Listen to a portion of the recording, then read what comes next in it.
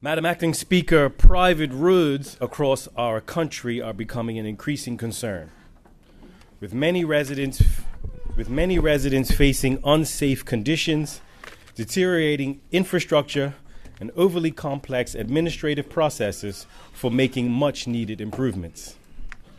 Whether it's repairing potholes, installing street lighting, fixing retaining walls, or paving unsealed roads, the current system can be burdensome, especially for everyday Bermudians. Madam Acting Speaker, as you are aware, there are two key pieces of legislation which govern improvements to private roads. And they are the Private Roads Improvement Act 1969 and the Private Roads Lighting Act 1984. While the Road Improvement Act of 1969 does allow the minister responsible for public works to initiate improvements without requiring full upfront payment, it does not currently allow for waiving resident contributions entirely. This means the financial burden often falls on communities, many of which cannot afford it. But Madam Acting Speaker, the challenge isn't just the cost alone, it's the red tape as well. Under current legislation, even when residents are desperate for repairs or safety measures, the requirement for community cost sharing and consensus can result in a deadlock. The bureaucracy is often more frustrating than the condition of the road itself. As Minister of Public Works and Environment, I hear these stories almost every week. Madam Acting Speaker, we receive a steady stream of calls and emails from people trying to get potholes filled, retaining walls repaired, or mirrors placed at blind corners. But too often, we respond with technical explanations of why, under the current laws, the government's hands are tied. One grandmother recently told us that she no longer walks home from evening church services, not because she fears people, but because the road is so poorly lit that she's afraid of falling.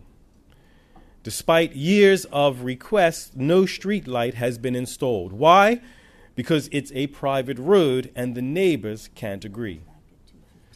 Madam Acting Speaker, this cannot be the standard. That's why the 2025 speech from the throne announced the government's intention to modernize these acts. Proposed changes include expanding the minister's authority to implement traffic calming measures, install safety mirrors at dangerous bends, and carry out other critical safety upgrades on private roads in the public interest. But perhaps the most important change may be our attempt to simplify the process. We want to streamline the bureaucracy and give the government more flexibility to step in, particularly when safety is on the line. Madam Acting Speaker, it is important to note that we are not seeking to override the voices of residents, but we are seeking to make sure that vital infrastructure improvements don't get lost in endless paperwork or disputes between neighbors. The updated legislation will aim to balance the community input with government responsiveness, so that when something needs to get done, it can get done.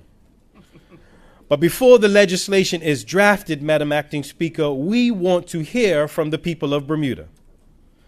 And so I rise this morning to advise this honorable House that starting Monday, September 22nd, the government will launch a public consultation process to gather input on how these acts should be updated. Madam Acting Speaker, the public can participate in two ways. They can visit the government forum website to share their views, or participate in upcoming phone surveys. Madam Acting Speaker, this consultation isn't just about fixing roads. It's about building a country where safety, fairness, and dignity aren't limited by your postal code, fairness isn't just limited by your postal code, where every voice matters and every idea brings us closer to a system that works for all. And so again, I invite the public to join the conversation starting September 22nd, and let's work together to build communities that put safety and fairness first. Thank you, Madam Acting Speaker.